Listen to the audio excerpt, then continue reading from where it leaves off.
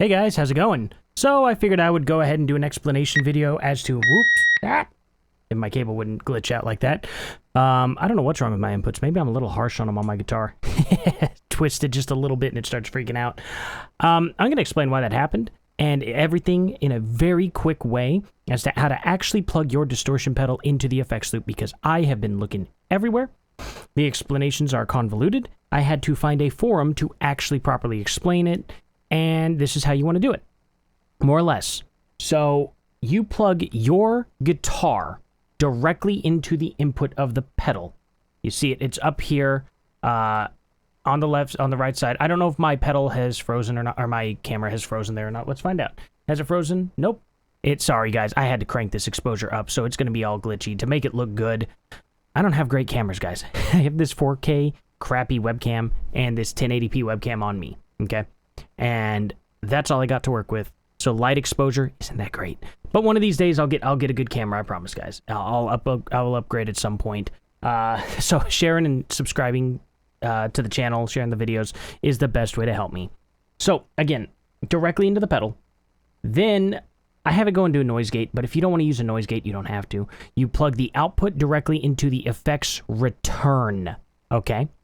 There is nothing plugged into the front of the amplifier, okay? Let me explain why. When you plug into the front of the amplifier, you're plugging into the preamp. The effects loop is in between the preamp and the power amp. So when you plug into the pedal, you will go into the effects loop, and that goes directly into the power amp. So you're cutting the preamp off entirely. You can actually use other amplifiers to do this. You can plug in from the send, you run a cable from the send from one amp into the return to another amp. So you can use the power amp for that, and you're using only the preamp for the other amplifier. You can do things like that. Just, you know, test it out. Test out at low volumes to start. Low volumes to start. Okay? Or you very well may screw up your amp. So don't do that, you know what I mean? Always make sure that your amplifiers are running through proper channels. Both amplifiers. If you have two amplifiers on, both of them need their own separate load boxes or a speaker cabinet or something. Okay? You can't just run your amplifiers in without some sort of load or they're going to blow up. You don't want to do that. You don't want to damage your amps. So the proper way to get a pedal into your amp through the effects loop, plug directly into your pedal the way you normally would into the pedal. Plug the output of the pedal into the effects return. Okay? Very simple. There you go. See, it's not that hard. I don't know why a video doesn't just come out and say it immediately. I've looked at like 10, 12 videos trying to figure it out. And finally, I was like, somebody's had to have just mentioned it on a forum, maybe an old one. And I found one from 10 years ago that say this, and I'm like, okay, cool. And then they go into deep explanations and stuff. So listen to this tone, though. Isn't it cool? This is the Revv G3, guys.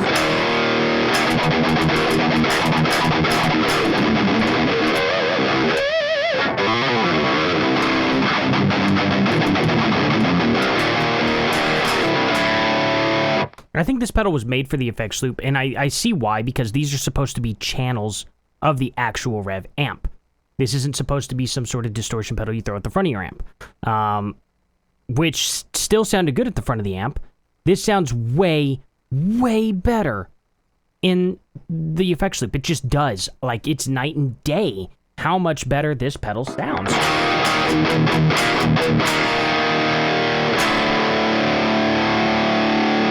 The EQs work a little bit. Look at how I have the EQ. Remember how I had have the EQs like, oh, that pedal's way up there. Okay, I had to have all the EQs at 9 o'clock to make it sound good through the, because it would color the preamp so much. I had to have them turned down a lot. So it's one of those things to where I can actually use the EQs a lot better. Don't get me wrong, the bass EQ's still pretty much there at 9. And listen to the bass. Listen to that. It's not crazy there, but it's there. And it goes from 0 to woofy really, really quick. The volume pedals at 3 o'clock there. The gain, I had to back that gain off. Look at this. It's like a 5150. You just back that gain off like crazy because it's just a lot. So you have as much as you need on tap. And of course, you know, I'm using a little noise killer, which actually holy cow. I do not like the noise killer very much. It's just all I've had, and I have this super really, really nice Decimator G hum extractor. You know, you've seen that video. I'm sure you've seen that video. If you haven't, seriously, go check it out. That is an insane noise gate pedal. Plus, it gets rid of noise while you're playing. So it's more than noise gate, way more than noise gate. Even the Decimator rack mount unit there, the ISP rack mounts, whatever they call those, Decimator Supers or something. I can't remember what they call them. Insanely good. It doesn't even hold a candle to the Decimator G hum extractor. Like, it's ridiculous. I know because a friend has one. And it sounds great. It is good. But this thing, because while you're playing, you can still hear noise, you know? Like, although there's really not much noise. See, there's a little bit. You can hear that. See, hear that hissing? I don't know if you can hear it or not. It's not a whole lot of noise. It's barely there. You can still hear it a bit. So it's not a lot of noise, so you really can't hear it much anyway. So most people be like, who cares? But for those situations where you do have noise, it will get rid of that for you, and it's great. It's very, very hot in this room. So sorry, guys. You can probably already see I'm sweating. So all in all, I'm sorry if that camera, I'm surprised this camera's still running. Very surprised. Because it has been freezing on me. So anyway, now you know how to do it. Now we can, you know, just play around, set up the tone, right? I have not released my G3 video because a buddy of mine's he's just getting his new computer and he's going to edit it. So I'm going to try editing video, see if it works better or not, versus not. But you have seen my video. It is up, or well, I'm assuming a lot, aren't I? My video is up on the boosting the G3 with the G2 pedal in the front of the amp, and you can hear how that sounds. And I do play with the G3 just on by itself, so if you want to compare that to this, we can do that. And maybe I do a separate video where I have my buddy edit it, of course, where I do both in one video, where I literally do both. He'll chop it up, and then we can do an A and B style, front of the amp, back of the amp. But I just really wanted to make this more of a tutorial than anything, because honestly, it can be a pain in the butt whenever you're trying to figure something out, and there are no answers on the internet. You know what I mean? Like, I don't know why it was so hard to find. I've saw questions about what the effects loop does. I've seen tutorials all about the effects loop, but not how to properly plug in your pedal without harming the amplifier. You don't ever want to put your distortion pedal into the send return, or send and return. You don't want to hook it up like a normal effects pedal, you know? You want to do it where you're plugged into the pedal, and then it goes to the return, because it won't damage your amplifier, it won't send all that volume into it and blow out your power tubes. But, I mean, listen to the differences here, too. Like,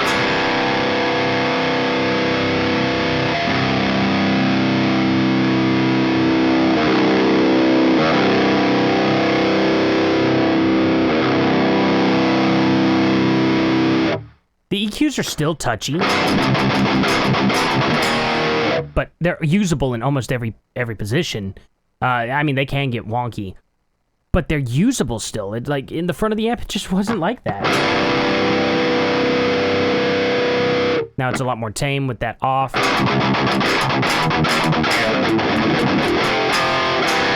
Could use more gain with that.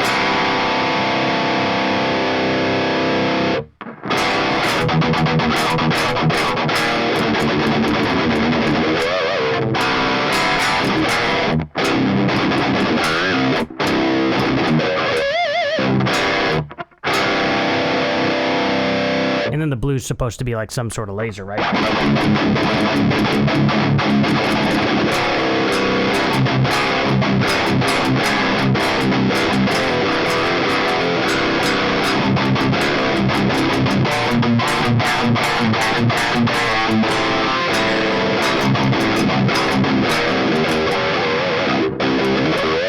If I could hit that right. Pinch harmonic. Ooh. Very nice, but I love the red. Back that gain up a little.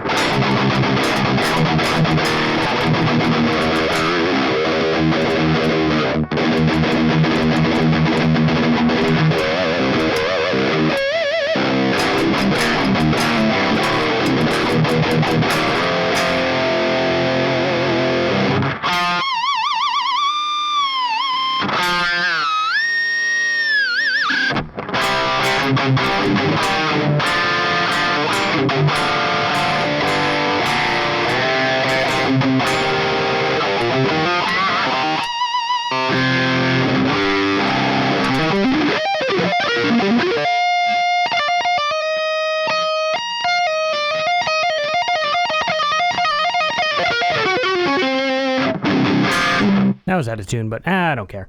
Anyway, just demonstrating here. And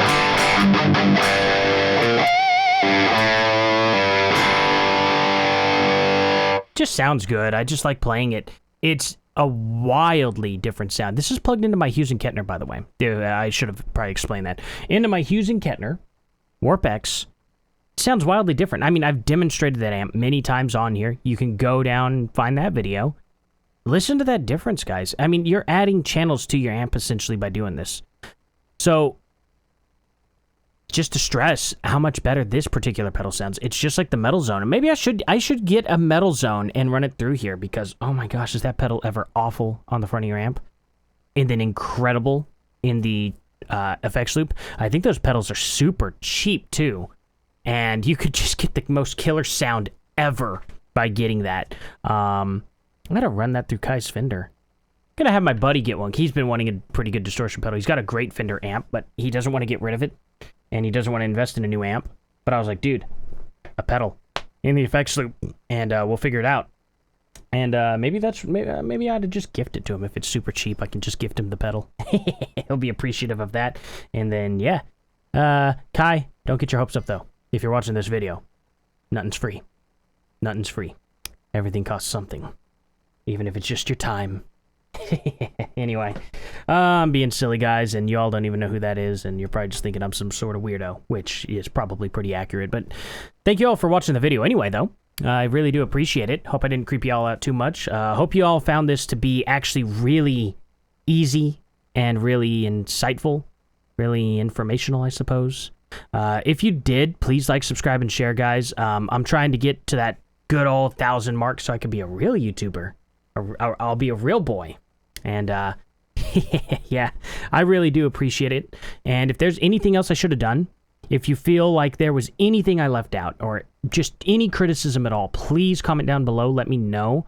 I would like some constructive criticism. I would like to know how to better myself and to better the channel. There are a lot of people out there with a whole lot more knowledge than me.